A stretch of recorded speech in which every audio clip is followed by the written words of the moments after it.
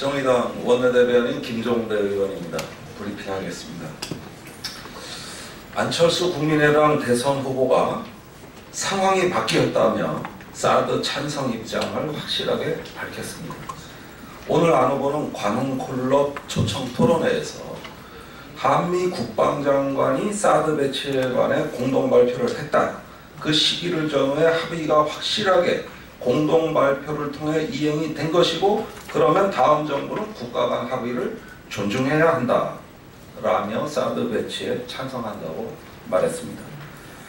기본적인 사실관계조차 왜곡하는 안 후보 행태의 개탄을 금할 수 없습니다.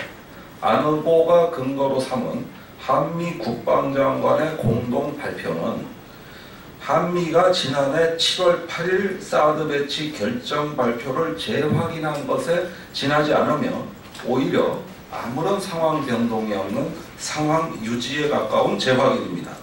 배치 결정 절차는 한미 국방장관 회담이 아닌 한미 공동실무단의 검토 보고서를 양국 국방장관에게 건의하는 것으로 마무리되었던 것이며, 이와 관련해서는 어떠한 변동사항도 없었던 것입니다. 이런 사실을 잘 알고 있는 안 후보가 사드와 관련해서 마치 상황이 변했던 것처럼 사실을 왜곡하는 것은 처음 있는 일이 아닙니다.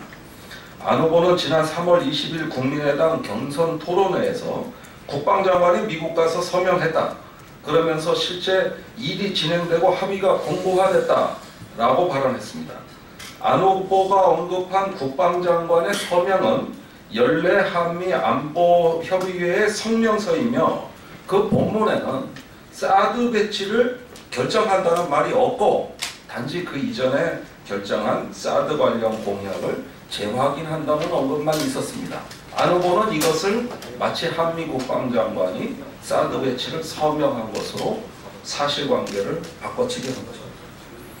지난 2월 1일 대구를 방문한 안 후보는 정부 간 협약을 맺은 건 다음 정부가 함부로 뒤집으면 국가 간 약속을 어기는 것이라고 말한 바 있습니다. 그러나 양국 간에는 서면으로 된 어떠한 협약도 사실은 없었습니다. 게다가 정부는 주한미군이 한미 상호방위 조약 4조에 의거해 사드를 들여오기 때문에 별도의 서면 합의가 필요한 사안이 아니라는 입장입니다. 그렇다면 서면 합의가 없었는데 정부 간 협약을 맺었다고 표현한 것도 사실관계를 착각한 것입니다.